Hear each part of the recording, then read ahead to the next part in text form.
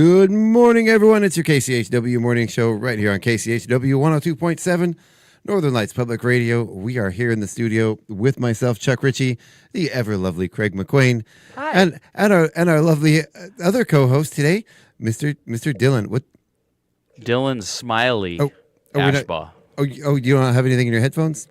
Here. Let me Craig's try got it. to adjust over here. So we're Master at the controls. technical difficulties, I totally threw him under the bus. starting things out.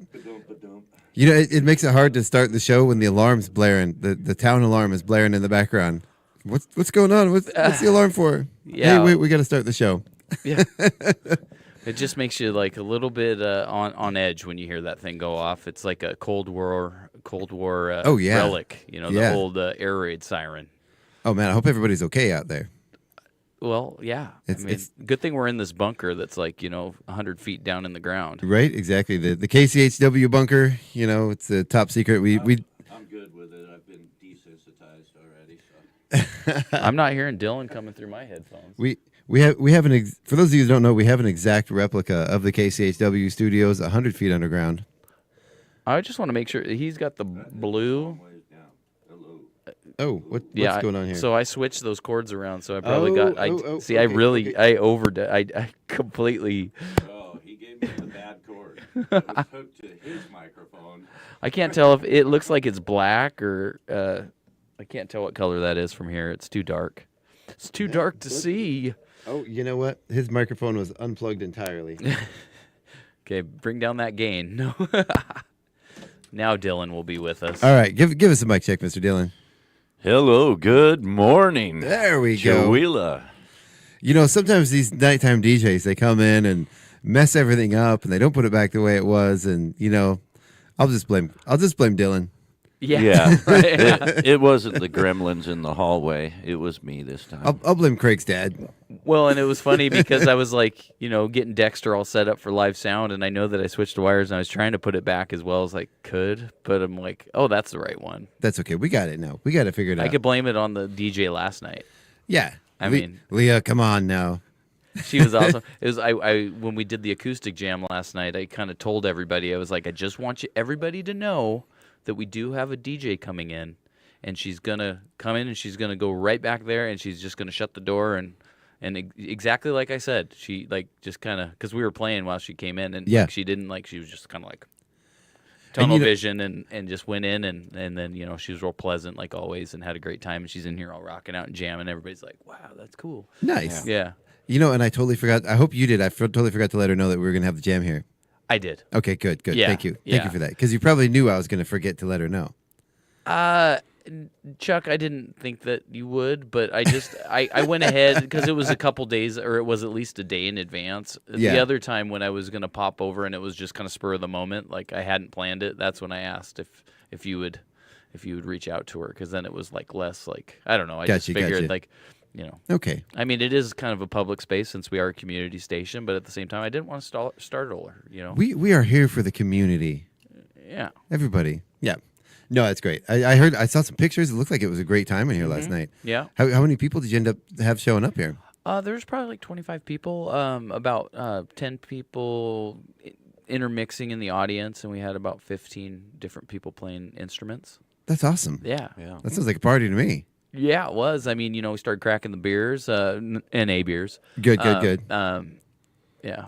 But, yeah, it was good. I mean, it was actually just some, hard water that Marvin brought down from Kettle Falls, probably from one of the local box stores up there. Some hard water, some Hard tap, water. like the Chihuahua tap water. Yeah, exactly. Hard water. Tablespoon of salt in it. Yeah. Brought some chips and some water. We were really partying down. It sounds like a good time. All right, so we got off to a little bit of a late start this morning, again with some technical issues in here. Things are just, it seems like there must be gremlins in the system because nothing's quite working right today. But we got it. We got it figured out. We are here on the air. All right, so let's go ahead and get started on the weather. Let's see here. Oh, see, even my computer, everything's out of order. All right, so today we've got a high of 55 degrees. Of course, this is our weather and mountain condition report brought to you by 49 Degrees North Mountain Resort, which will be open this weekend. We're going to talk about that in just a little bit. Today we've got a high of 55 degrees with lots of sunshine. Maybe a few mixed clouds. A little bit cooler, but nice out today. Generally clear skies overnight with a low of 33 degrees. Warming up a bit tomorrow with 64 for the high, 38 overnight. That sun's going to be out all day long. It's going to be a beautiful weekend. Partly cloudy skies on Sunday, 69 for that high, 43 overnight. Then on Monday, the highs in the 70s. Ooh, a high of 71 degrees. That is just unbelievable. Right? It does feel a little early for those kind of temperatures, but, here we are. As long as it stays, it's kind of fluctuating up and down throughout the month, so it looks like it's not going to continue to climb. That looks like the high for the month. High of 71, 46 overnight on Monday, then 58 for the high, 32 overnight on Tuesday, then 55 for the high Wednesday, and with a 32-degree overnight low, but about a 13% chance of rain. Looking just about the same on Thursday of next week with some partly cloudy skies, only that chance of rain's dropping down to just about zero. Then Friday of next week, back into the 50s with 60 for the high and 37 overnight, but again, sunny skies, so... It's going to be a little bit drier next week, but other than Monday, some pretty mild temperatures. But that one day is of 71. That's going to be cloudy skies, so it's going to be a little bit warmer, but we're not going to get that direct sun bearing down on us. So, well, it'll be good for gardening weather, right? I mean, oh yeah, awesome. Oh, hey Craig, I need you to get in the middle of the mic. You're talking to the end. I'm talking in the end of the mic. Huh? Yeah. Our mics are trying weird. to. Just like us, our microphones are a little off. Well, speak for yourself, Chuck. I do. Yeah, Sorry. All right, let's take a look at the weather at the mountain conditions. We do have new news to report here. They did get 2 inches of new snow at the base in the last 12 hours, 7 inches all the way up at the summit. That snow depth at the base, though, however, is just 12 inches. So 36 inches up at the base still. 28 degrees currently at the base, 25 all the way up at the top with calm winds. They do warn that they will be open today and over the weekend. They do say there is a little bit deeper snow still up in the Nice. higher areas. Yeah, that's awesome. They do only 10 runs are open, but that's still enough to get some of your last minute skiing in. Yeah. 4 of those trails have been groomed. Big warning though, it's spring snow. There are patches where there is no snow at all. You got to keep an eye out. Listen to the ski patrol and your mountain hosts, and stay on the marked trails. They do have there are marked and unmarked obstacles, so make sure to keep an eye out. And I would suggest maybe talking to the ski patrol, talking to somebody when you first get there of things to watch out for. But you should be able to get up there and. Well, yeah, there's there's the Silver Ridge, and they've made snow on that run all the way down. So that's probably the only way, really, from the half of the mountain down to get out safely. Even though it might look like there's good coverage, be careful out there. I was talking to my friend Ronnie, and he works in the maintenance crew up there, and he's like, yeah, it's covered with snow, but be warned, it's definitely it just go. There's definitely some stuff underneath that you would not expect. So. Yeah. This is not the time to go rogue and go off the marked trails or go out in the brush. Don't do it. Yeah. No extreme skiing up there. That's extreme skiing puts you in an extreme hospital bed. But I mean, it's something to also keep in mind if you're looking for something to do and you want to get out and about. Head up to the mountain. They have a nice deck with a taco truck. And they usually have some burgers being cooked right out there, some barbecue and some libations for people to just enjoy a fun time up on the mountain. And you can watch the guys ripping in the park and doing hitting the rails and doing some tricks and stuff. So it's pretty fun. Oh, nice! I went up there last weekend and caught that great band that was in town that you guys interviewed. Yeah. Mm-hmm. No, I wish I could have caught that show, but I've heard that it was a great show. Forrest Ray. Yeah. Mm-hmm. I was listening. I did a dive into his music. Really good stuff, man. I'm really impressed with that guy. He's got a new fan. Well, not Forrest. That's the name of the band, but Peter. Is Peter. The guy's, yeah. Yeah. It was great stuff. Speaking of, I didn't announce our guest today. We have a very special guest joining us for the second half of the show via Zoom. Mr. Trey Hensley. Yes. Now we're going to learn some more about him, and I'm excited to have him on. Craig, thank you for booking him. You're very excited. I know dude. you're a fan of his. Yeah, I just, I was like, I was going to Zoom in myself just so I could, on my commute into work, just so I could, like, talk to him a little bit. But, this is better. I mean, this will work fine. Oh, yeah. And, I mean, my team at work will understand me being a little tardy. I can always meet them out in the field if they're just, chomping on the bit to get out and do some. We do group knocks today, which is interesting. So we got some new recruits. It's Friday. Get to see them. Get to see them get a little nervous. So I do have to say I have to give a shout out to Miss Paula. She's not here today. We in fact did not fire her for talking too much when the mayor was on last time. That was an April Fool's joke that apparently people took a little too seriously. I oversold it, I guess. So my fault, my bad. Paula, we love you, and she is a fixture here at KCHW, and we are not getting rid of her anytime soon. She'll have to leave us, and we will hold her back, kicking and screaming, because she's not going anywhere. So she had a personal thing to attend to last Wednesday, and now she's traveling, visiting friends. So she will be back. She's just taking some time off. So apologies to everybody for that. That's Sorry, okay. Paula. You April Fools. But at the same one time, good joke per year, right? when you have to make a retraction apology later on for your April Fool's joke, I mean, I can't help but be a little bit satisfied that You did a good job. It did in fact work. So we love you, Paula. Well, and You're I not told going you anywhere. already, and I might have already told Dylan about my April Fool's joke, how I got Johnny Rosado. Oh, Oh, no, yeah. I didn't hear. Yeah. Oh, well, let me tell you this. So I called him that morning, and he's all, I'm like, Johnny, I don't know how to tell you this, man. I can't play bass for you on Saturday. Something came up, and I just can't do it. And he's like, oh, man. And I'm like, April Fools. And then he's like, oh, man, I don't know what I'm going to do, man. I don't know. I'm like, April Fools. He's like, oh, God, I don't know what I'm going to do. I'm like, April Fools, Johnny. And then he's all, oh, man, you got me so good, man. And then he started laughing. Like, what a mean guy, huh? Yeah, John takes his music seriously. It's man, yeah. I mean, yeah. Oh, it's been really fun playing with the Maniacs. I mean, Linda is just a powerhouse vocalist, and then Roger's just, I mean, we play a Queen song, and I think they have a few other Queen songs on their, their bigger set list. Right on. And it's really cool, just to play those tunes. And of course, Johnny, he's just so like driven.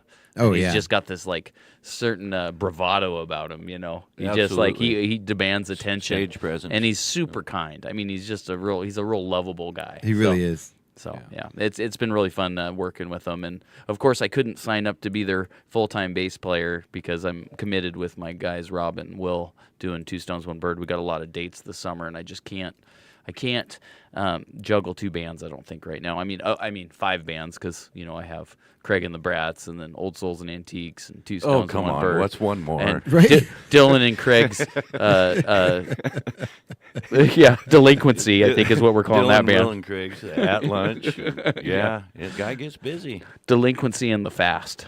Yeah. Oh yeah. That's our band name, Dylan. There you I like go. that one. Did I inspire that? Yeah, Awesome. right, yeah. I love to be. I think you're the inspiration fast for part, and something I'm the great. delinquency. It's nice to see those pearly whites over there, man.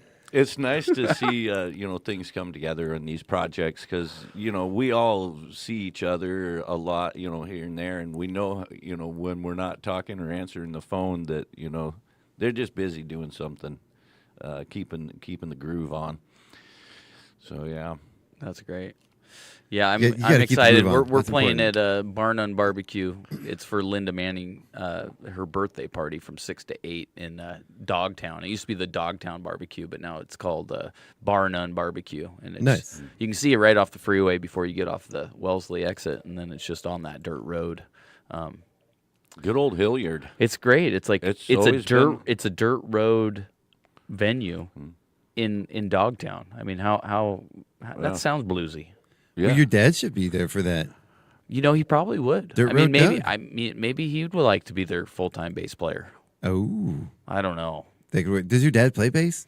I think my dad could play bass. Is your mom looking for a new gig? I heard she can play a pretty mean bass. I don't know. She's kind of a sought-after bass player. if you're not familiar. I mean, Oh, I can imagine. She's a hired gun. So Absolutely. that's where I learned. I learned from her. So She gets the big bucks. that's right. Yeah. I was actually speaking with her this morning when I came into the studio. She was going to be going out for a walk. So Oh, nice. yeah, Nice. nice day for a walk, actually. If I'd have known that's who you were talking to, I would have screamed in the background, "Hey!" But no, I didn't know. Yeah. Oh, that's fine. Because I don't pay attention to other people's phone conversations. So I barely pay attention to conversations when people are talking to me. So It's hard there's enough that. it's hard enough to just pay attention to the voices in my head. Right? Shut up, everybody! Someone's trying to talk to me. Chuck, you're Just the only one other at a person in the time room. here. I know. All right, so let's do a quick little rundown of the rest of the current events for the weekend. I know Easter is this weekend. We do have, let's start today. We got winter pickleball happening at the old middle school gym from 8:30 to 11. Again, that's at the old Jenkins Middle School. You can check out the Pickleball Club. Find them on Facebook, the Chewila Pickleballers. And then they will be back again on Sunday, back at the old middle school gym from 2 to 4. But you might want to check in with them because the weather is getting nice. I've gotten word that they are trying to start the transition to playing outdoor up at the golf course. And they're not sure if they're going to make it up there this weekend or starting next week. But hopefully we'll get somebody to reach out to us and let us know where they're going to be. But it is going to be a gorgeous day on Sunday. So if it was me and I was playing pickleball, I'd rather be outside, I think. So Yeah, no doubt. yeah, it's going to be a gorgeous Easter weekend. So the Kiwanis Easter egg hunt is happening tomorrow. That's going to be at 11 a.m. to 1 p.m. at Snyder Field. There are going to be 3 different age groups, 0 to 4, 5 to 7, and 8 to 12. So sorry, Craig, you are too old to go Easter egg hunting. Unfortunately, you can try, but I don't think they'll let you. So that is going to be, again, at 11 a.m. at the Snyder Field football field, which is, of course, the football field right outside of town. And then just a couple things coming up. We got the Chewila Valley Lions Club pub crawl next Saturday. That's a fundraiser for the Chewila Valley Lions Club. It's always a fun one where you go around, get your card at each station, and see who has the best hand at the end of the evening. And we're just going to leave it at that and head straight into the Northern Lights Spotlight. That Well, gets that's us through awesome. the week. Yeah. There is one thing I wanted to mention that might not be on the Northern Light Spotlight. Fly-in cornhole tournament. They're going to do a drive-in fly-in cornhole tournament, and that's going to be up at the Chewila Airport Saturday, April 25th. And this is an awesome new event Yeah. that is being put together by Joe McLaughlin, who is the president of the airport up there. And he's really trying to bring community to the airport and realize, hey, Chewila, the city of Chewila actually owns the airport. It bought it a while ago. I think that's public knowledge, obviously. But it's a very cool thing. And what they're going to do is they're actually going to have free plane rides for kids. I know. Nice. I know. And I want a free plane ride. Well, yeah, but it costs for adults. No, I'm just teasing. I mean, I'm sure you could probably get away. Just bring your pacifier. I'll bring my press badge and say, we need to document this for the radio. Yeah, there you go. I don't think the radio. I don't think we've ever done a live broadcast from a plane. I think that would be pretty awesome There if you we go. did, though. Yeah. Hey, something else to figure out. Right? It sounds like a hurdle we need to jump. I need my free plane ride. I mean, I need to do an interview on the air, in the air, Well, let's just on the air, in the air, just hope that the internet doesn't crash. right? Bump, bump, bump.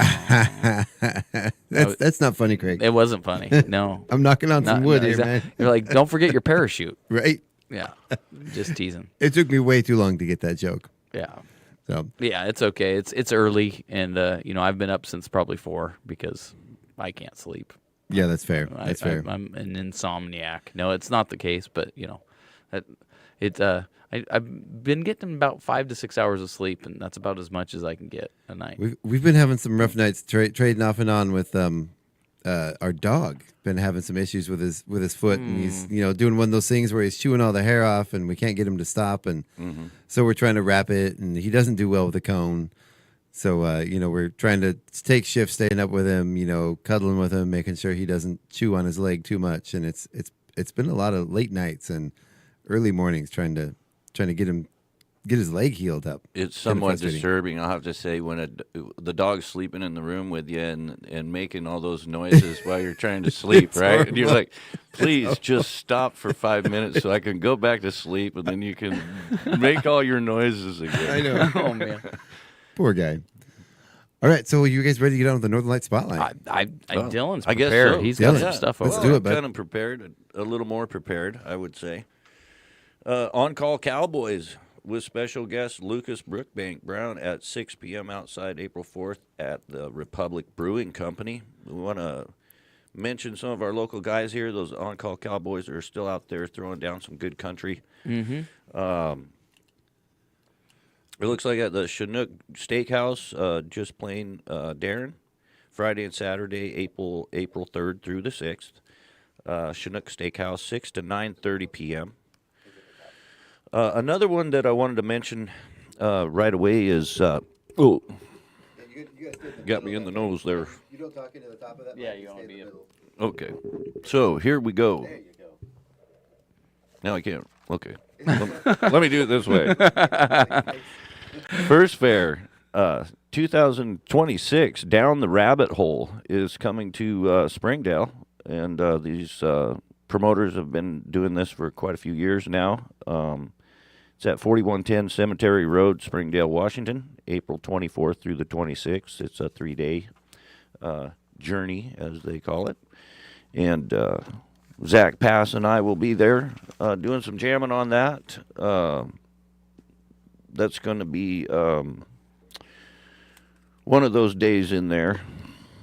If we look at the feed, we can see all the dates here. So I'm trying to keep everything organized as far as dates. There's a lot going on. Yeah, and so that's just south of Springdale. It's really close to the city limits, actually, on Cemetery Road, where they do that first fair. Is what Yeah. it's called. It's very. I mean, and then they have a really cool Alice in Wonderland themed shirt that one of our local artists put together. Very cool. Yeah, Very Mhm. cool. Yep, it's really cool. So. Yep, and our friend Denver Rhiannon, who's been just very helpful with the our At Lunch podcast. We've had her on as a guest a couple times. She's out there still going at it. They've got she's got a band going now, a 3-piece, and drummer and a bass player. And she told me she was going to start picking up the bass a little bit on a couple of songs. So Oh, that nice. will be interesting. She's always kind of changing it up and keeping things going there. But they're going to be playing at the Q Lounge on April 25th. And they'll be at Espresso, who was our coffee vendor at our Bavarian Brat Fest. Nice. She'll be at their mothership store out in Marabou Parkway. It's 12709 East Marabou Parkway. That'll be May 2nd, 11 to 1. So if you're a fan of Denver, get out there and see that show and have a nice coffee and support our local businesses there.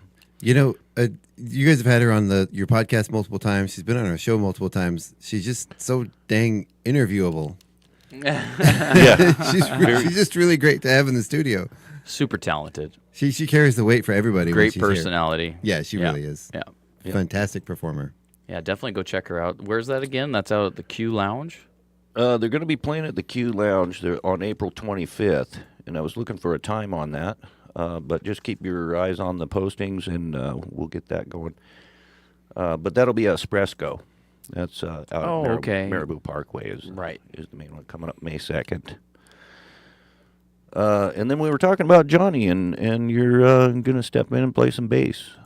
Maniacs. Yep. Not only at Bar None Barbecue, but we'll also be playing at State Line. Or no, what is it? Cruisers on Thursday, the following Thursday. So that's the 9th. Nice. Yeah, On and the it's 9th. actually a Maniac-themed night. So we're going to dress up as Maniacs. You mean you have to dress up? So what if but I'm from the West Coast. I'm not- already a maniac, so it's easy. I just show up. I've never even been to Maine. I don't even know. Sorry.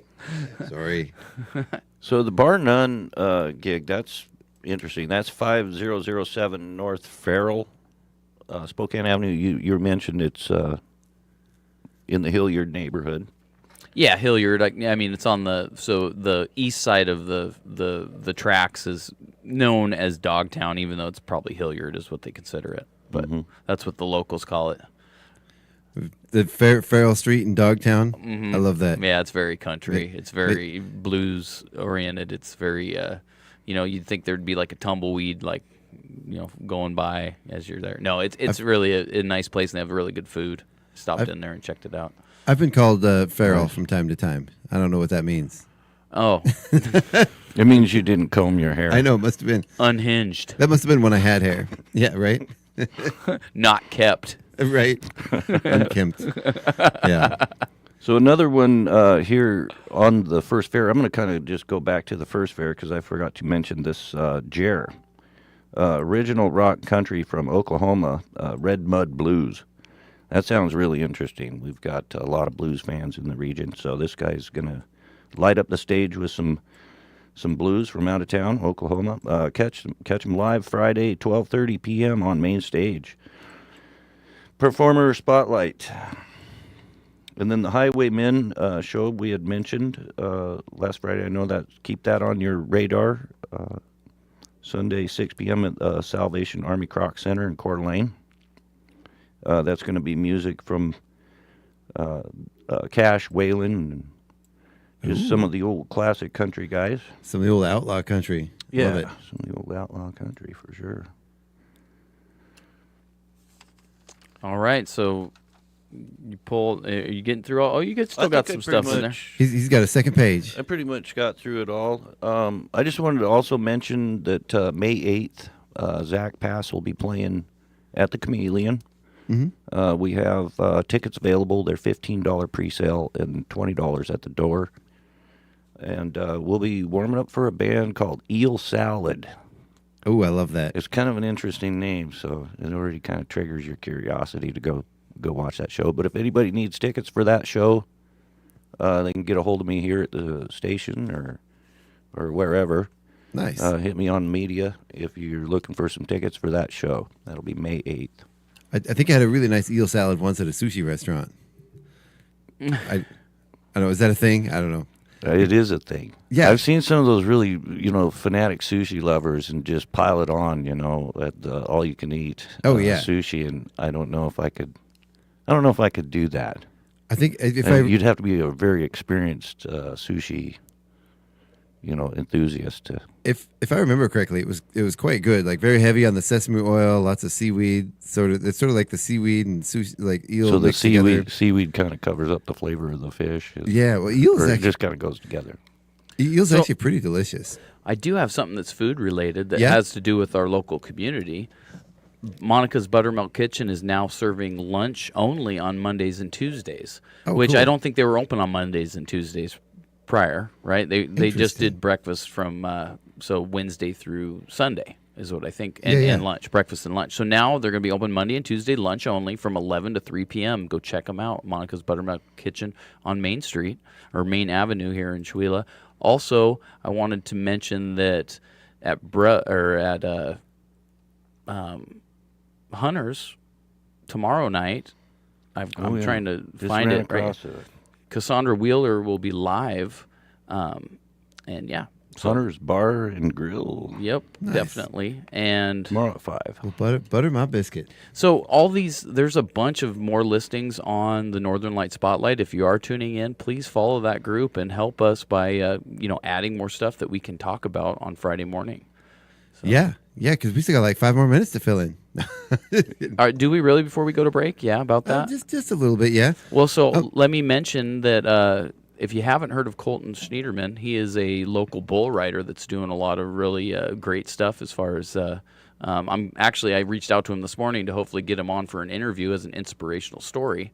So he hopefully will reach out to us, but he's on there. I just put that up today.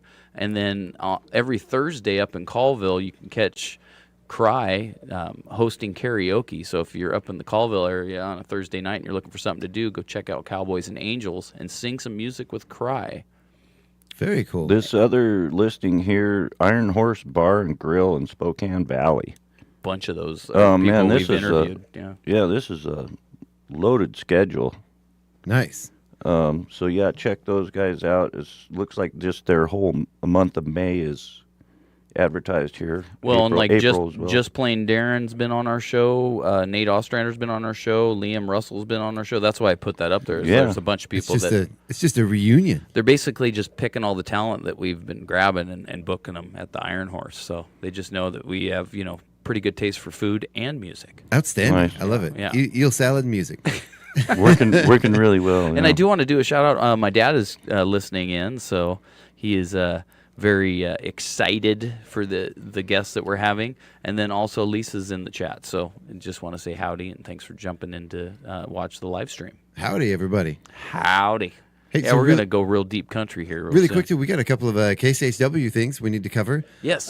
Gosh, we got a lot of stuff coming up here at the KCHW Theater, just in general.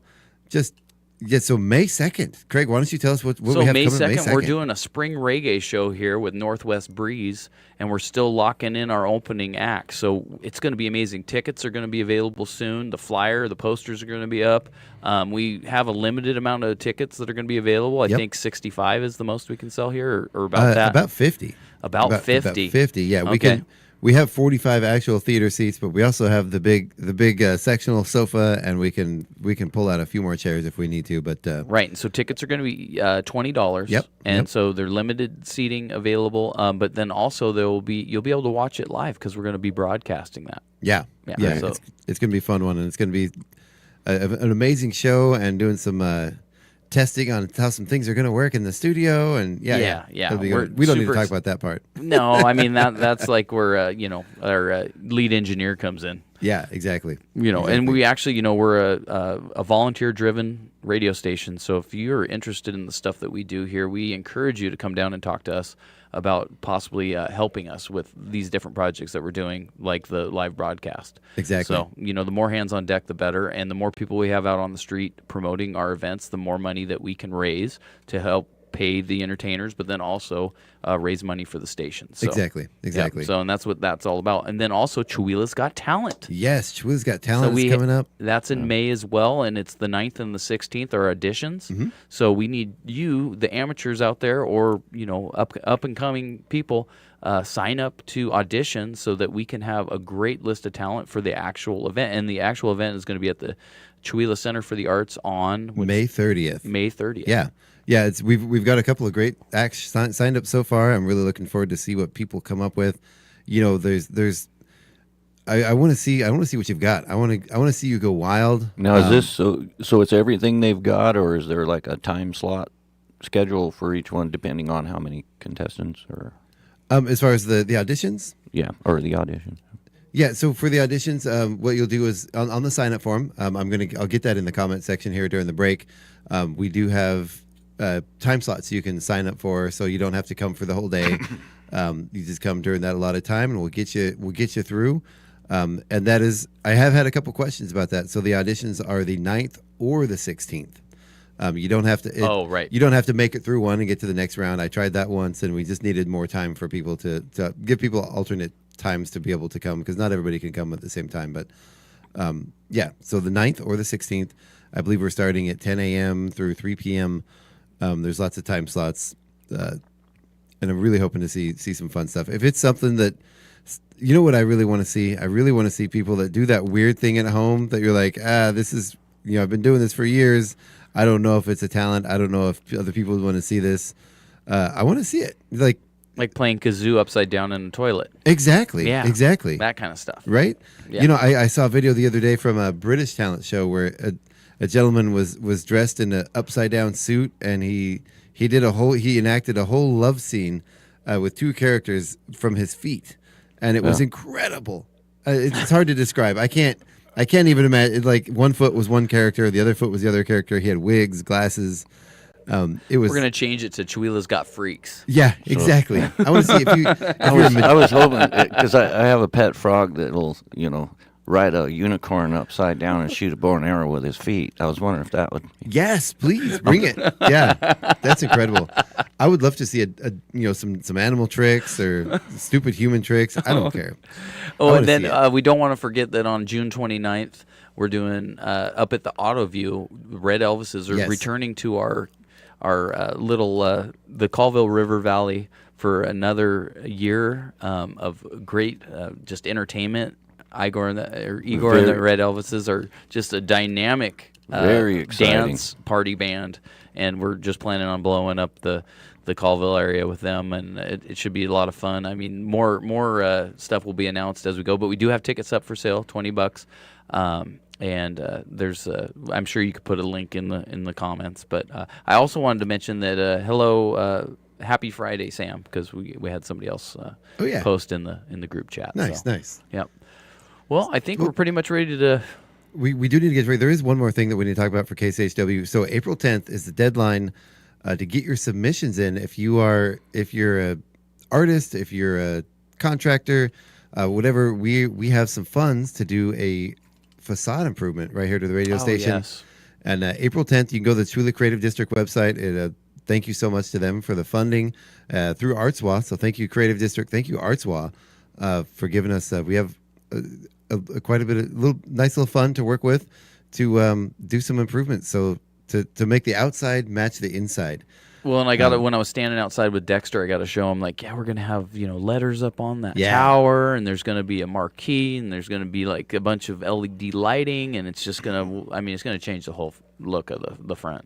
Exactly. Or send us a message on Facebook. Call the radio station. Send me an email to stationmanager@kchw.org if you're interested in some more information about that. And I there's a fun irony about this because we had an in-person info session. To kind of go over some of the specs and everything, and kind of some inspiration for some of the ideas that we thought were cool. Mm-hmm. We want to hear other people's ideas, of course, but we had two separate people say they drove by, they were standing out front, and they were like, I don't think I'm in the right place. This doesn't look like a radio station. We're like, that is exactly why you're here. Well, so, and it reminds me, when the casino was first popping out there, they used to have the Hollywood lights, that would be up in the sky. And with the fog in the valley, you would always see that, and it was kind of probably distracting for anybody flying aircraft or anything like that. But that was something, it was like a beacon, and I think that's what this will be when we get it lit up, I looked into those lights, those beacon lights that do that, and you have to get FAA approval. And right. There's a whole bunch, and I was like, no. It's probably not worth it. Let's not. All right, we do have Trey in the waiting room on the Zoom call. So let's go ahead and take our break. I'm going to bring him in. If you're listening online, you're going to hear us do a little sound check and bring him into the show. Otherwise, behind the scenes. Yeah, you get a little behind the scenes sneak peek. So if you want to switch over the radio and not hear that, now's your time. If you want to hear it, get on your computers, get on your phones, and listen to us at our KCHW Radio Facebook page. You can follow along and chat with us in the comments as well. Yep. All right, you're listening to the KCHW Morning Show right here on KCHW 102.7. We'll be right back with Trey Hensley. Don't go anywhere.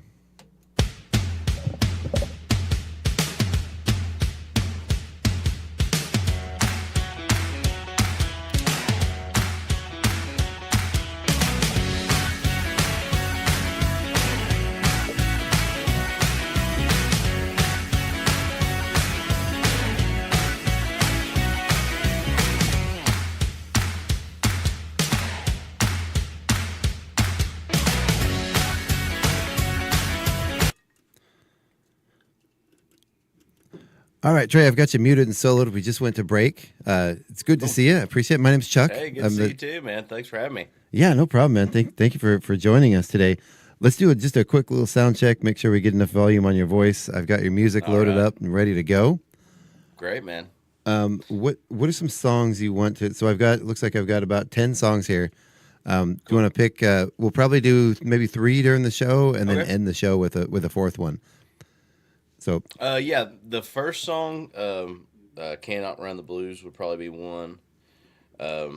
"Tucson" would be another. "Drown" would be one, and "One White Line at a Time."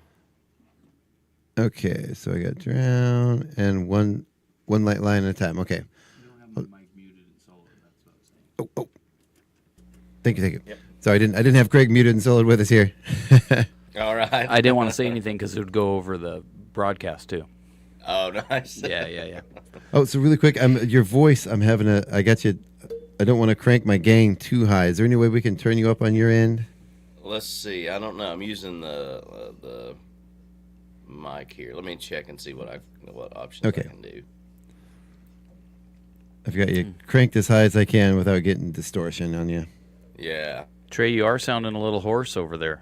Yeah, man. I got a cold yesterday, and I'm feeling it today. Is that any better? I changed mics. Yeah, whatever you just did made a huge difference. Yeah, it's we much got louder. you nice and clear. Perfect. Perfect. Nice. Yeah, I know it's allergy season here. I don't know where you're coming from, but yeah. Well, I was just on the road. I just got back from L.A. and Boston, and I think everybody on both of my flights were sick. So it's hard telling, All right. Well, we're gonna go ahead again. We are live streaming right now, so people listening on Facebook, hello, hi. All right, good deal. How's it going? We're gonna get back to the news. We're gonna thank our sponsors, and we'll be right back for the second half of the show with you here in just a minute. So great. So stick tight, and thank you so much for joining us, man. Yeah, thank you.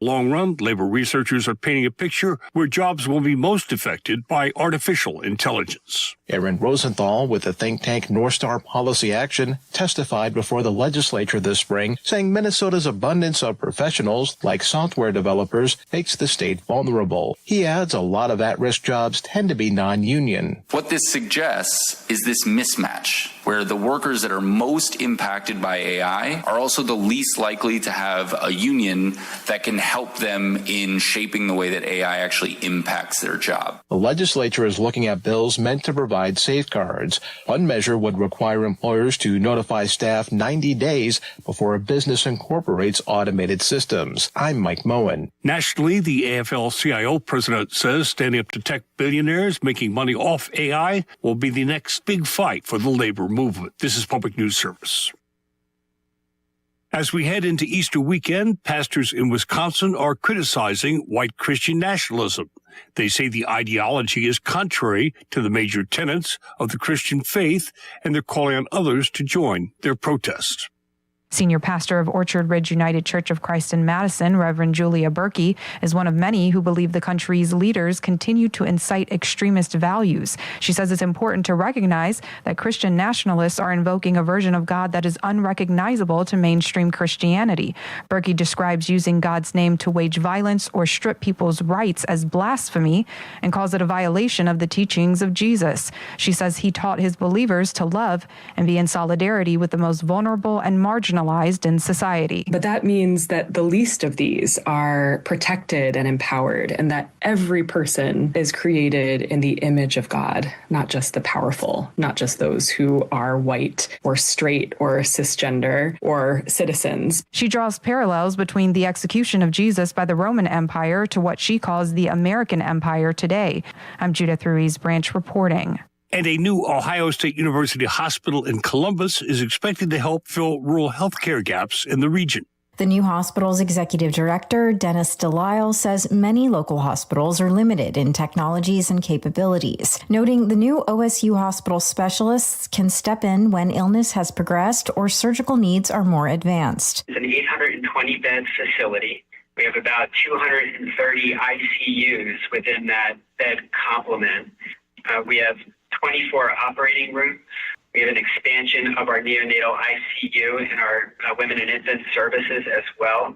With a population expected to exceed 3 million by 2050, an increase of more than 700,000 people, the facility is expected to meet growing healthcare needs. This is Nadia Ramlagan for Ohio News Connection. Finally, safeguards protecting kids on social media are a top priority for parents. There's a new push after the landmark verdict found Meta and Google liable for being addictive to minors. At a news conference, bereaved parent manipulating our children for profits while we were watching and trying to keep our families safe. They are the predators. Danielle Smith reporting.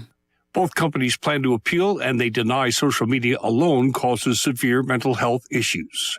This is Mike Clifford for Public News Service, member and listener supported. Find our trust indicators at publicnewsservice.org.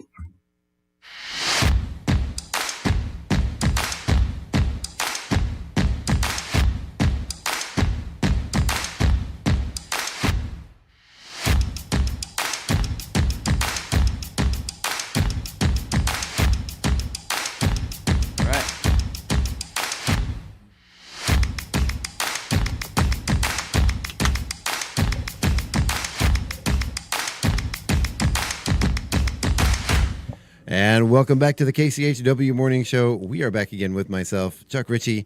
We have my lovely co-hosts for the day, Craig McQuain, Jazz hands, and Dylan Ashbaugh. Smiley. Good morning. Thanks, Sally. Love you.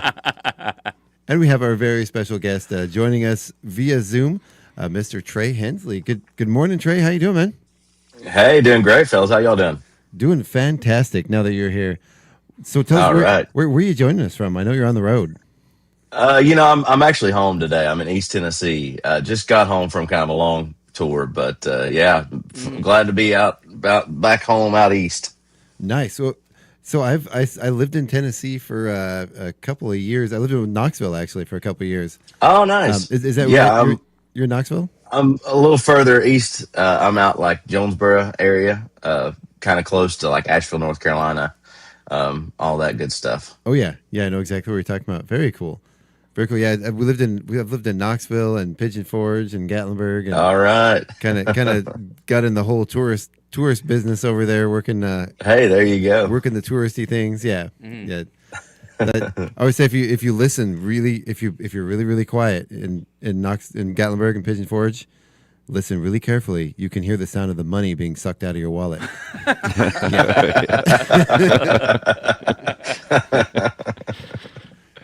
That is true. Yeah, very true. But thank you, Dolly, for all the stuff you've done for your community. Yeah, Dolly's great. Yeah, she's fantastic. Yeah, so you're on. So you just got back on tour, or you're just taking a break? Yeah, it's funny. Like I just got back from a leg of tour, and so it kind of kicks back up. I've got a couple weeks at home. Well, kind of intermittently. I'm doing some stuff next week with the band Little Feet out in Knoxville.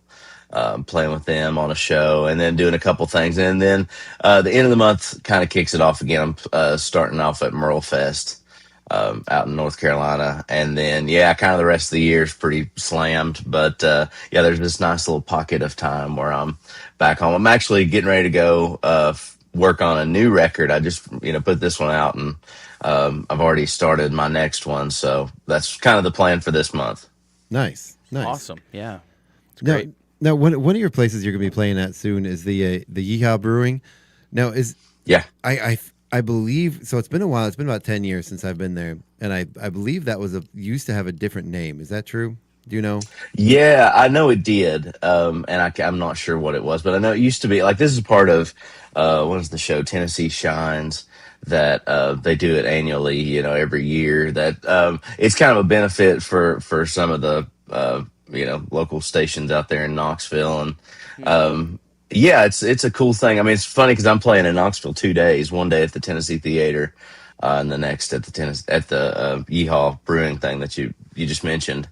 That was kind of a later addition to the tour schedule, but I'm always glad. It's fun to, I'm from kind of this area, Knoxville adjacent. So it's nice to, be able to do something for the East Tennessee community as much as I can. Outstanding. Yeah, I think that's a venue. So the amazing Nathaniel Rateliff, his song SOB that came out. Mm-hmm. I remember when it came out as a big hit, and I'm like, new song.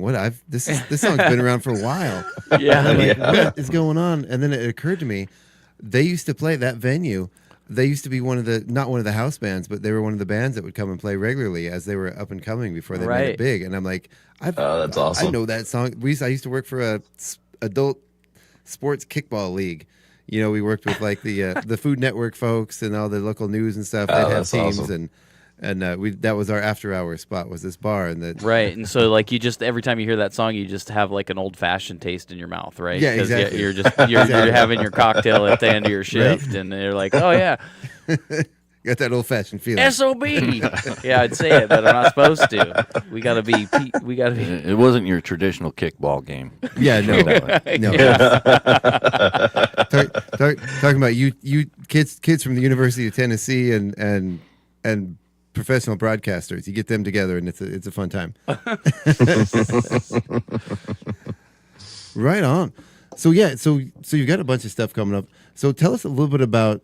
I want to know who you are, because introduce yourself to the people. Tell us who we are.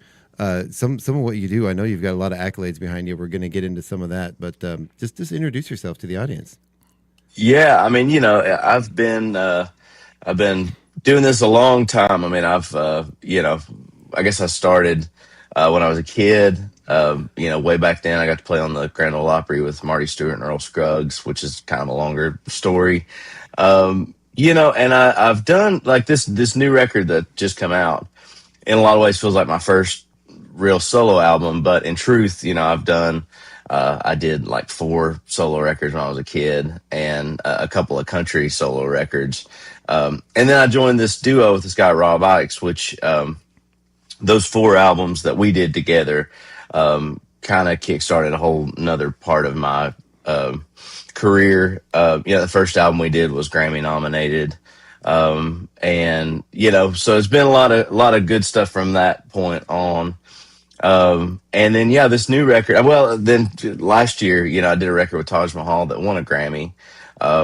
And so, this is kind of fast forward all of that to this. It's been quite a journey. There's been a lot of stuff that's happened, in the last 20 years, since I picked up the guitar. That's a very shortened Cliff Notes version of it. That's incredible. So what does that feel like when you're there? I mean, getting nominated for a Grammy, of course, is an incredible honor that most people could only dream of. Right. When you hear the name of your band or your name getting called up with that award, what I can't even imagine that sensation. What is that like?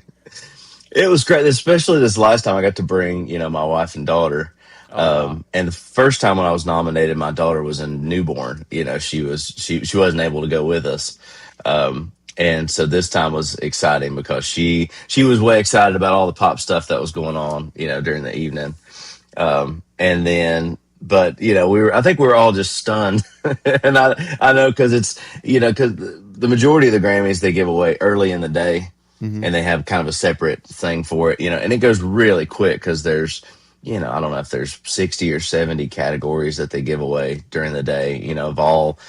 I mean, it's everything from rock genres, because the night is like all the pop stuff, and there's only like 10 awards given on the nighttime show.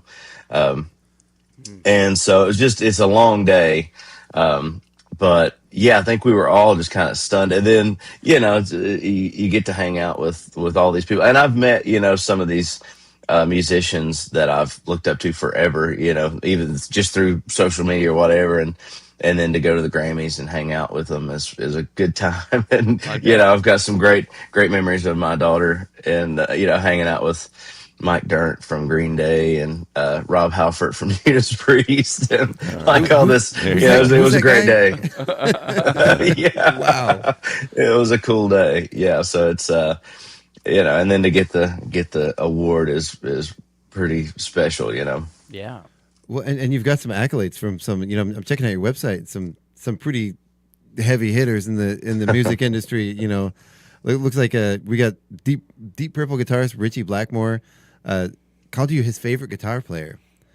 I mean, what? Yeah, like the guy that wrote the guitar riff that every single person learns to play as their first song. Yeah, exactly. I mean, come on, man. That's insane, man. It's insane. that is nuts, man. Can I say incredible. pick drop? Is that okay? Like, because that's like I think so. Yeah, that's like your trademark, man.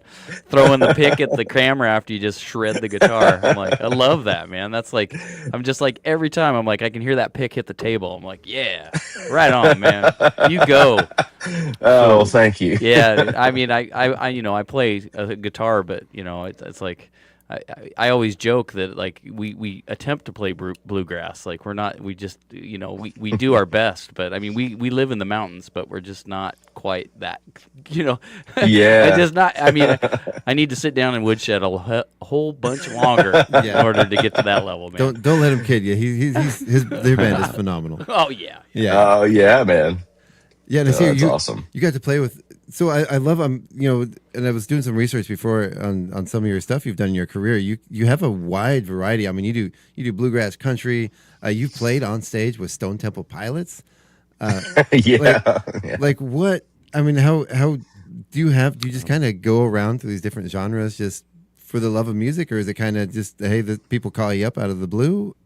No, it's definitely the love of music. I mean, I've always been into just everything. And I think that's, the majority of my day still, like, especially when I was younger, it was just, soaked in music, and it didn't matter what genre. And I kind of always, would search. It's funny because I started in bluegrass, and, there's this great guitar player, Tony Rice. That's sort of like this monster in our world. We all still hailed as the greatest, and most likely always will be. He was really inspirational for a lot of reasons, not only for his guitar playing, but I would go see him, live, and he would play John Coltrane songs or, and Jimmy Martin songs within the same, set. And it was always just inspirational that he was searching. He could have easily rested on laurels and played songs from, his career early on, but he didn't. He played, he's just continuously going down rabbit holes. And I think I just really picked that up. And I've just, even more so than playing, I've listened to music, as you do if you're a musician. The majority of my days spent listening.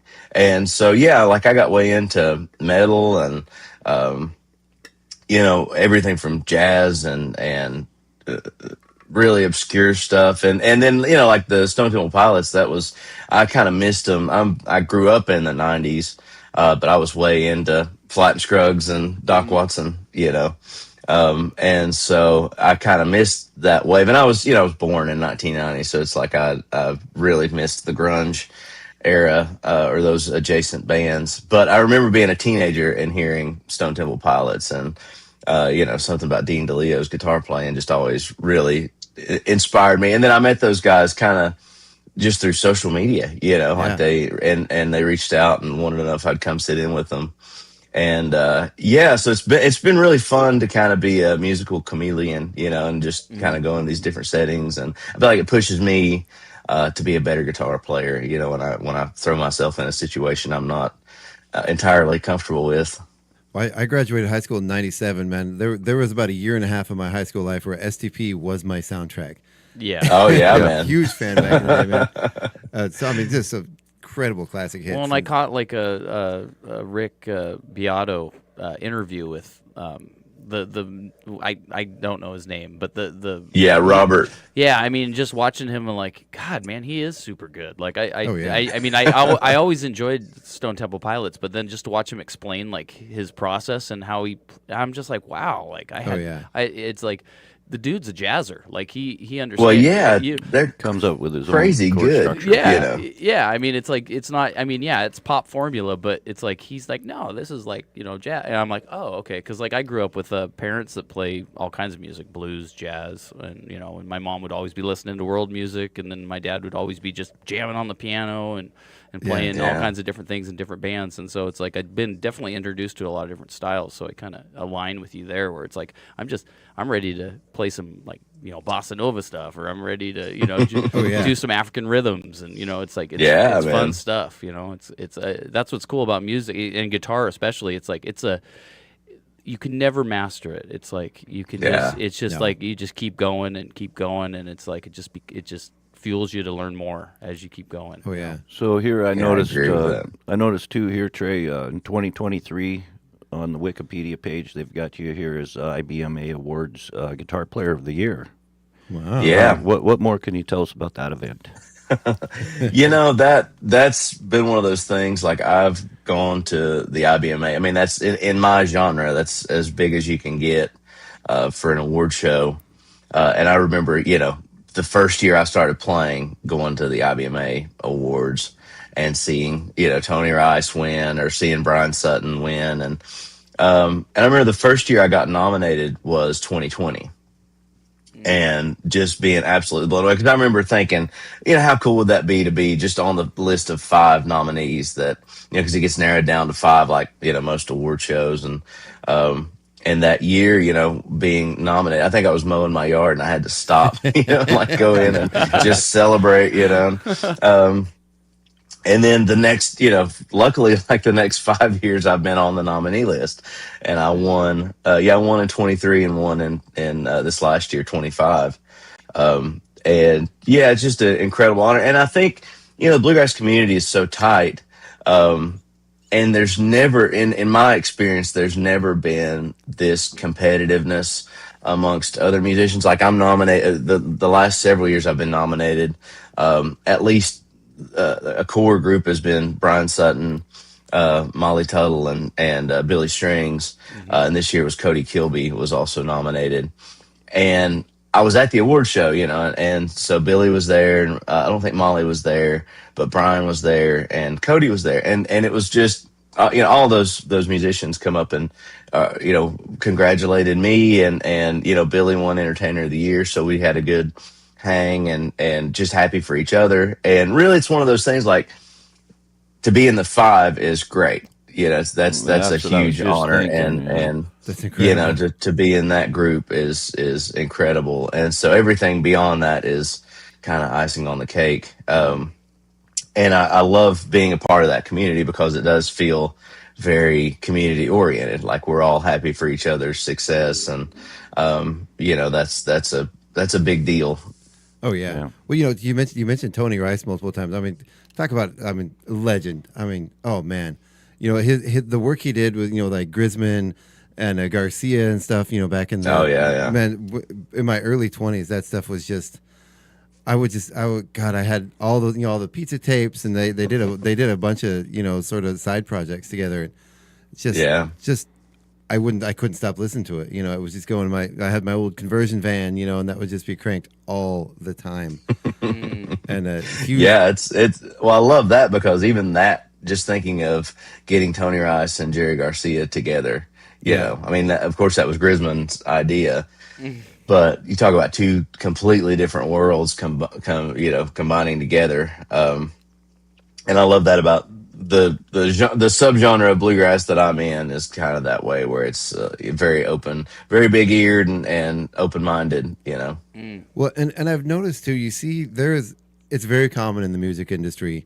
As musicians get older, as they get more experienced, even if they don't gravitate there professionally, as side projects, as jamming with their friends, there's this trend not a trend, but just throughout history of music to end up in bluegrass, or at least go to bluegrass. And I found the greatest quote I've ever heard. I don't know who said it, so if you said it, then credit to you. But this quote: "Bluegrass is where musicians go when they stop needing to use music to prove something and start needing it to mean something." Yeah. And it's such a great quote. And it sort of boils down to this point that bluegrass is a group of folks, stripped down, instruments, voices, microphones, nothing else. Yeah. Right. Well, and so like we've been playing as a string band, a trio, and I play upright bass, and then we have guitar and banjo normally. Sometimes I switch over to mandolin, and then our banjo player Will switches to bass. But what I've found is that it relaxes me when I go to a gig, because I'm like, hey, if the power goes out, we still got everything. We practice. We practice with in-ears, and everything, because for the big stage, it's nice to have it like a nice home ground, a starting point. But it just makes me relax, because like when I go and I have pedal boards and I have all this other techie stuff that could just not work, and then if I can't get my guitar tone, what am I going to do? But it just relaxes me before a gig, and I'm like, this is nice, because I know that with my guitar and my voice, I can do my solo gig. That's all I need. I don't need all the fancy bells and whistles. It's nice to have them, but I don't need them. So that's it is. I think as technology pushes a certain way, it's nice. I think there's always been that, there's been these pockets of bluegrass popularity, even like in the 70s with you mentioned Garcia, like that Old and in the Way band, there was this spike of musicians that got into bluegrass. And you're right. Like, I bring a pedal board, and I plug in my guitar, but there's been times that the power goes out and you play the gig. You go down to the front of the stage and you can play acoustically. And, it drives me nuts, even like, not to bring back to my record, but like this record, I wanted to do it live because that's the way, like, for me, that's my favorite part of music, is this spontaneity and this liveness, this kind of rawness. I mean, for me, like the bluegrass that I love, I just heard Flat and Scruggs Rolling in My Sweet Baby's Arms the other day, just by chance. It was on, a radio station. And it just sounds like it sounds like the Ramones or something. Like it's got this energy that is just massive. It's like a train coming at you, and that could only be replicated by those musicians in that room playing live. And it's like it drives me nuts when there's this, especially in bluegrass, when they do these records and they cut everything to a click and nobody's playing together and everything's auto-tuned to death. That's not what it's about. That's never been what it's about. And if you can't pull it off, live, then find another genre. Right. It's like that is one of my pet peeves. But you're right. Like that's an important part of this music, is that the show will go on regardless of power. So my dad is listening in, and he just mentioned this name, and I wanted to ask you about actually playing with this gentleman, but he says Tommy Emmanuel plays great jazz.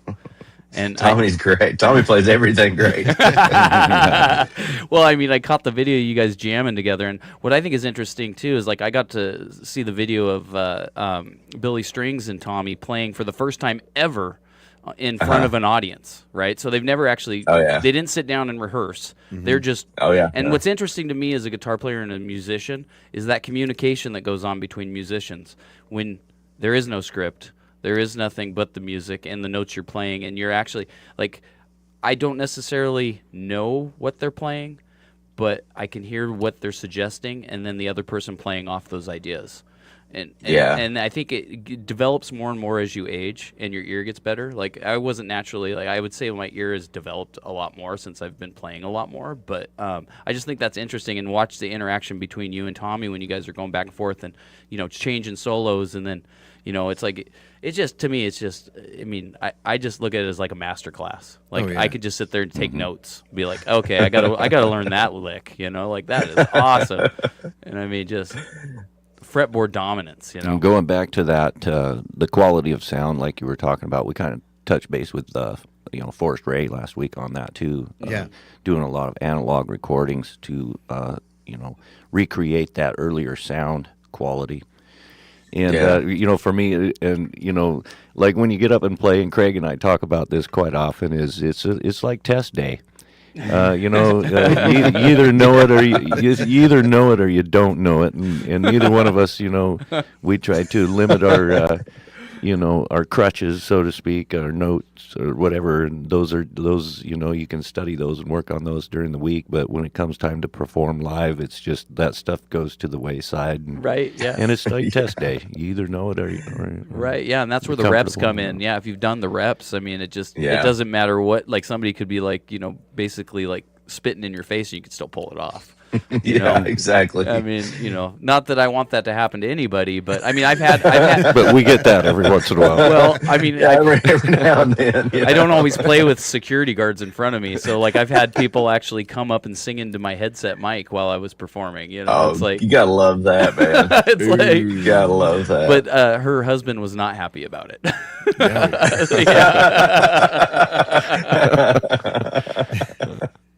I told her to stay off the stage. Yeah, right. Yeah. That's just a whole nother level of excitement that they're into. So we got let it go. Well, yeah. I mean, it's just like, I don't know. It's amazing. Every gig's different. Every situation's different. I've been learning that more with like my day job these days. It's just like every one of these sales that I've been working on. It's like everyone's different. Every personality is different. One thing that worked for the sale before does not work on the next one. Mm-hmm. It's just, it's the same with gigs for sure, man. It's you kind of take them individually, and it's just funny being on, like, you mentioned Tommy.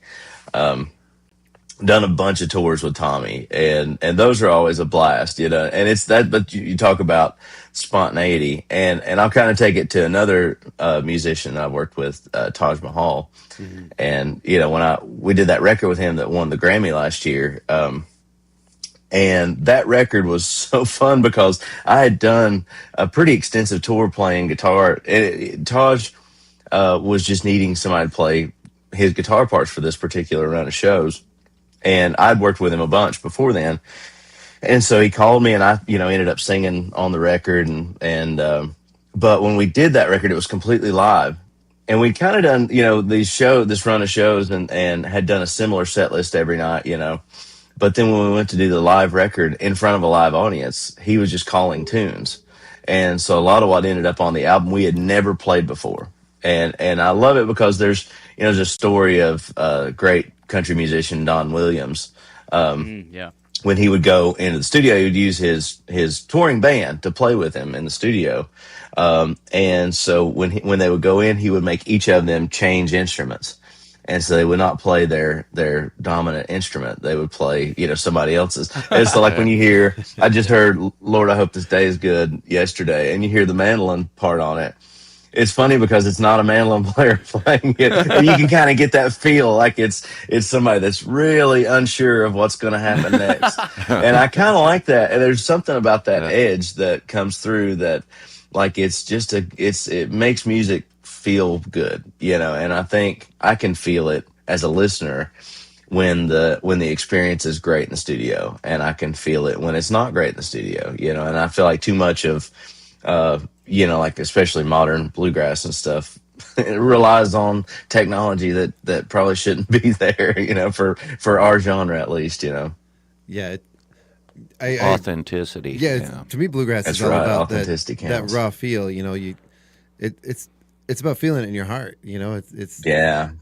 Well, and so for me, it's like playing the upright bass. I always compare it to going like mountain climbing compared to going on a hike, because I can play my electric bass with frets, and that's like it's work. It works my fingers pretty hard. But when I get out beacon, my big white bass. Yeah, and I have to use those open strings, because if I don't use the open strings, my fret in hand, there's no frets obviously, but it gets worked. So it's like I have to play less, but still pull off what I would normally play and it fit musically. So it's like I'm almost like giving myself a handicap in my playing, but at the same time, I enjoy the struggle. And I think there's a young musician who's up and coming in our area that's just phenomenal. His name's Matthew Tippich. I say look into him. And he basically just, he channels music. He just sits there and it's like he starts hitting a few notes, and then all of a sudden he doesn't know what song he's going to play. But like about a minute into him riffing on this stuff, it then just goes right into a song. Yeah. But it's like he plays without a strap on his 12-string guitar, and he's like uncomfortable all the time. He's like he's standing and he's like crosses his legs, and he's like not on a stool. He's not sitting, but it's like he's handy. He's like it's about the struggle, and it's about making it work with what you have. And I think same thing like switching to mandolin. It's like I don't know how I'm still trying to figure out how mandolin works, but I like that I don't know where I'm at, and that I just have to find it by ear, and then just make something that sounds good. And I think and I also do that with alternate tunings on the guitar. If you tune the guitar all weird, then all of a sudden you're like, it's a whole new instrument all of a sudden. Yeah, it is for sure. Yeah, so I mean, I totally get where you're going at that. And then my dad also mentioned, he says, that blew me away. And I think that was talking about you and Tommy playing together. But then he also says, Taj, and he's like, has Trey ever been with Keb Mo? This is my dad. Yes, I have worked with Keb. Yeah, I only worked with him once. But yeah, what a great musician, monster musician. Yeah. Hey Trey, I want to hear some music. Yeah, let's do that blues song for my dad. I want him to hear that, because I was listening to that on the way in, and he does a weekly blues show, and I'm definitely gonna see if I can get some of your tracks spun on his show. Oh, great, that'd be awesome. Yeah. So really quick intro of the song here. We got "Can't Outrun the Blues." Do you want to intro that and tell us a little bit about this song? That's obviously the title track of the album. It was one of the first songs, might have been the first one that I wrote for this particular album. And yeah, it's one of those songs, like I've played it a bunch live. It's kind of morphed, cause I wrote it, probably 5 years ago, and just kind of held on to it. And it's gone a million different directions, and I love playing it live. I just did it at the Opry last month, and it kind of turns into this, 6 or 7 minute jamorama at the end, and so that's fun. But this was I think this was we recorded Going and Gone first for this album, but this was the first like band track that we did together. And yeah, I love I worked with producer Brett Mayer on this record. And he's worked with everybody from, he did some Louis Armstrong stuff. He engineered Elvis's last hit, Way Down, and all the Judd stuff in the '80s was Brent. Very storied career, but not necessarily bluegrass, and I kind of love that. But I feel like just my guitar tone on this is probably my favorite that I've ever gotten, and a lot in part to Brent, and doing that. And so yeah, this might be my favorite track from the record. Title track. Outstanding. Trey Hensley, Can't Outrun the Blues.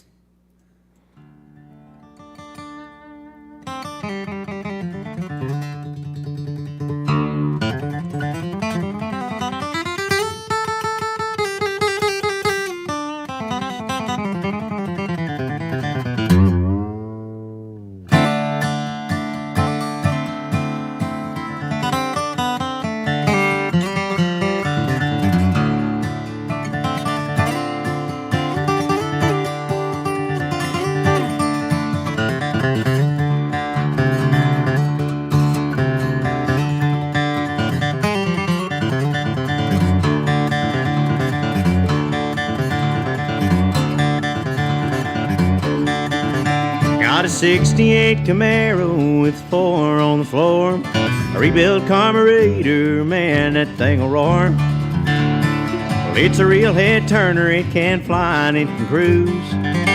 It can do damn near anything, but it can't outrun the blues.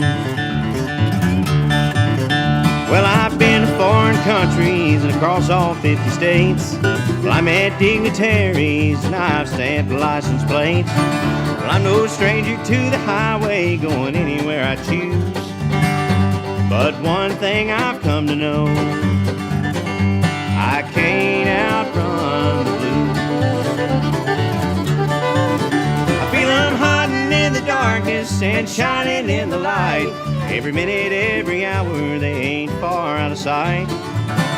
Well, I thought I could get past them, but no matter what I do, I can't outrun the blues.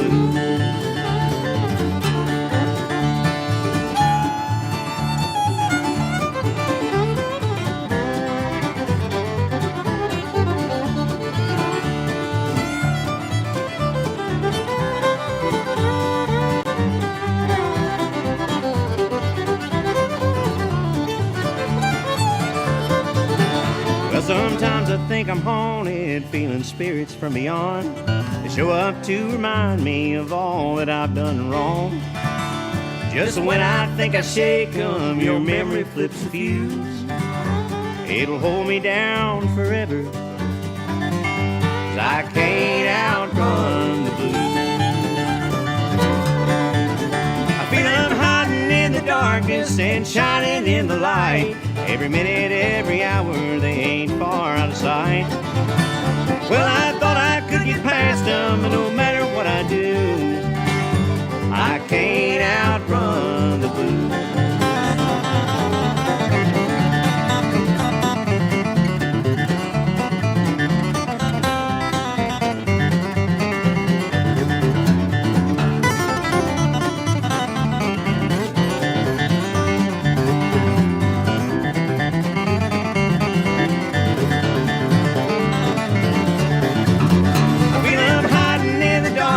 And shining in the light.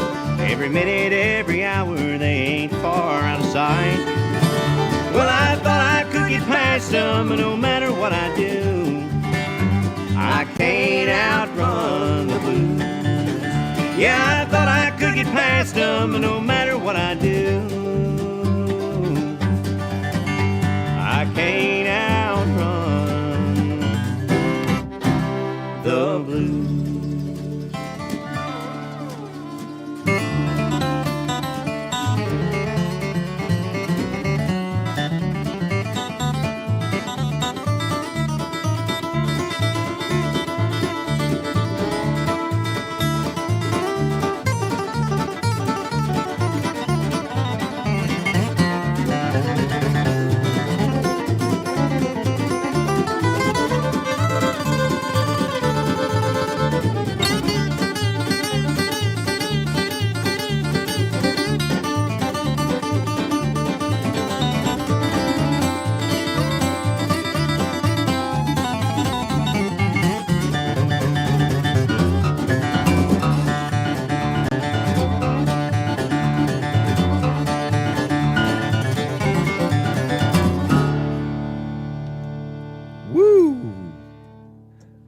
Nice, man. That Yeah, was man. incredible. That was some energy, dude. Thank you. That's waking me up. I'm ready to go get some stuff done now. All right. Well, thank you very much. I can't outrun those work blues, man. I got paperwork to get done. Woohoo! Thank you, You FCC. gotta love it, man. Oh man, yeah, we're into the second quarter. That means it's time to get all of our filing and paperwork and everything done. For, yes, for the public radio. Gotta love that. Oh yeah, it's good stuff though. It keeps the lights on, you know. Yeah, that's great, man. Well, y'all are doing good stuff. Oh man, so that was incredible. Unfortunately, Craig had to run out. He's got his bills to pay and keeps him able to get here and man, do all of his volunteer stuff he does here at the station. So thank you, well, Craig. But he'll be listening out there selling roofs. All right, good deal. So you mentioned a little bit, your childhood. You came from a musical family, obviously. You mentioned that. You did mention that, right? I'm not. It's funny. I didn't really. Okay. I grew up. My dad played a little bit of banjo when I was a kid, but he's a car mechanic. Just retired a couple of years ago, but he still does it. But he kind of quit, when I was real young. Right. But I grew up, listening to records. My granddad had a pretty massive record collection, and was always listening to music. And that was my introduction to, Flight and Scruggs and so many other, like, especially classic country stuff, Merle Haggard and Hank Williams Sr. and, the Jerry Lee Lewis country records and all that stuff. So I really had a love for that and a love for bluegrass, but it wasn't until I was, I guess 9, I went to a bluegrass festival and got to see Jimmy Martin and Charlie Waller were both on this festival bill. And Charlie Waller was the first person I ever saw take a guitar solo. And that was kind of like, I grew up, like I said, in the 90s, and I would watch CMT, and it was a lot of, the cowboy hat singers that just kind of strum, and and it was okay, but never really did anything for me. But I would see somebody like Marty Stewart, who I later got to meet, that would play guitar on TV or whatever. But it was, I think, seeing it live in person really kind of had this lightning bolt effect. And I went home. I got a guitar like a year before that, and just had no interest in it. But after seeing it live, that's what kind of piqued the interest back. And it was nonstop from that moment on, pretty much. The clouds parted and the angels sang. Yeah, it was that. It was one of those. It was one of those weird moments where it's like, this is cool, and I'm going to do this forever. Outstanding. Well, I really appreciate you coming on today. We had a great conversation. We only did get to hear one of your songs, but we only have about 5 minutes left in the show. All right. I would love for you to tell us. I know we talked a little bit about some of the stuff you got coming up. We talked about your new album you have coming out. Where can people grab that album? They can get it anywhere on, streaming services. It's everywhere. It should be in most, especially indie stores. You can get it on my website, TreyHensley.com, TreyHensley.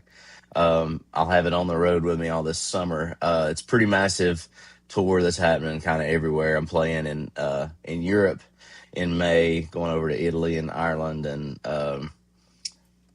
Switzerland, and then everywhere, all over the States this year. And all the tour dates and all that good stuff are on my website as well. I can grab the record and check the schedule. Outstanding. Well, we'll tell you what, if you're ever over here, if your tour ever brings you over to this part of the country, the Northeast Washington area, let us know. We'll try to figure out where to get you playing here if you'd like that. Absolutely, I'll make sure to stop by and say hi. Oh yeah, sure.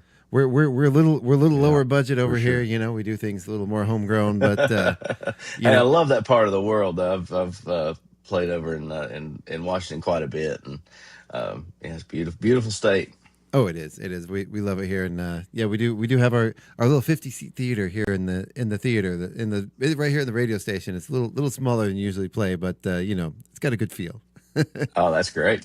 We like to refer to it as a listening room more than a theater.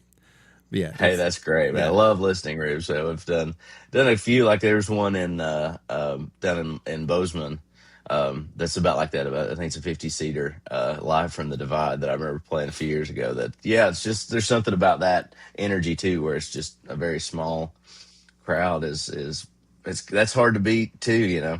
Well, you know what I love about it? So we've had, it was Craig's band actually, and you know, they've been playing around here for, I can't even tell you how many years and how many bars and clubs and events and festivals. And I had someone come to me after a show they played here. It was actually when I first met Craig.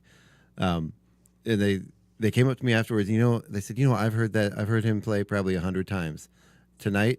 Or no, I've listened to his band play for about 100 times. And he said, tonight I heard them for the first time. Wow. And I thought that was such a cool experience. Those smaller audiences awesome. kind of give it that Austin city limits feel. And Yeah. I think you just feel like you're more a part of it. But yeah, I was just pulling up the page here. You guys, it looks like just a lot of great shows. You guys are going to be busy all summer. It looks all the way through August. You're going to be jamming.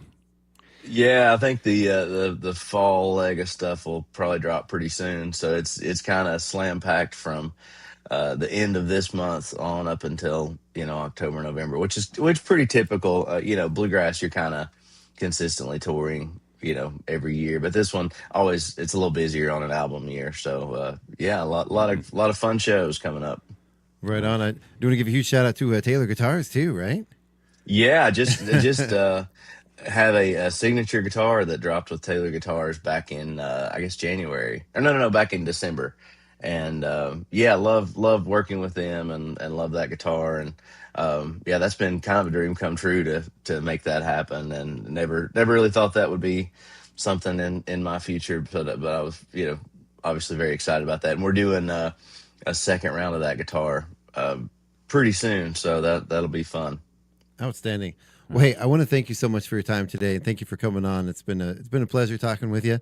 Really right back to y'all. Yeah, oh yeah, man. Yeah, thank you. Yeah, I want to get some of your stuff in our playlist, and I know I'll be listening driving around in my truck. Yeah, thank you so much for coming out today. We're gonna close the show out with another one of your songs. Tell us, you know, we've got the list of songs here for you. Is there another one that you'd really like to hear us end the show with? Yeah, I think the latest single is one called Tucson, and that's one of my favorite moments on the record. That's one that I wrote. We had the record pretty much done and picked out, and as far as songs go, and that was one I wrote. You know, I would think I was up in Canada, and I've had this guitar riff for a while, and the whole song just kind of poured out. And we ended up kicking a couple other songs off the record to make sure we recorded this one. And so I really, really dig it a lot. This one's called Tucson. All right, Tucson. Let me ask you to do one favor for me real quick before we get to the song. Oh, yeah. Can you repeat this line for me real quick? Could you? Oh, yeah. Say, this is Trey Hensley. You're listening to KCHW 102.7 Northern Lights Public Radio. Hey, everybody, this is Trey Hensley. You're listening to KCHW 102.7 Northern Lights Public Radio. Outstanding. Perfect. Thank you, sir. Everyone, you have a great day out there. Man. This is Trey Hensley with Tucson. Thanks, man. Appreciate it. You have a great one. Thank you, guys. Have a good one.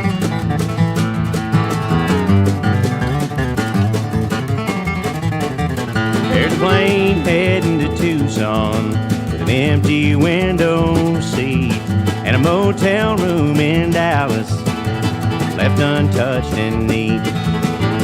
Questions left unanswered, promises undone. There's a plane heading to Tucson, now I'm on the run.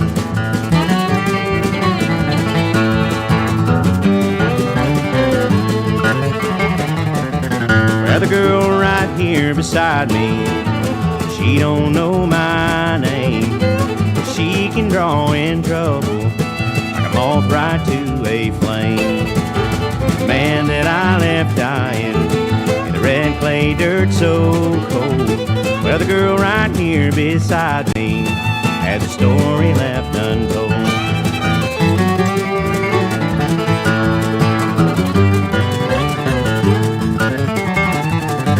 Well, that Friday night in Dallas, whiskey flowed like wine. Came in with no intentions, just getting loose and killing time. She sat down beside me, I knew everything had changed. That Friday night in Dallas is burned into my brain.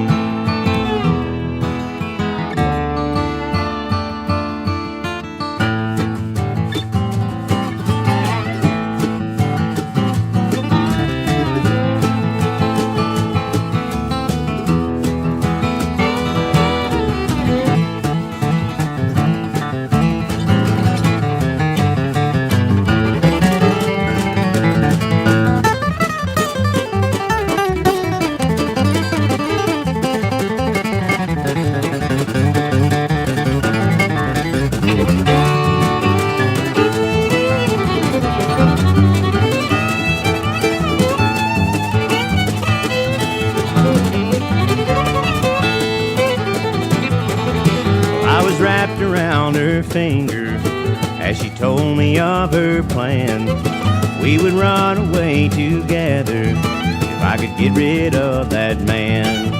Now I live with all these visions the rest of my days. I was wrapped around her finger and now I won't get away.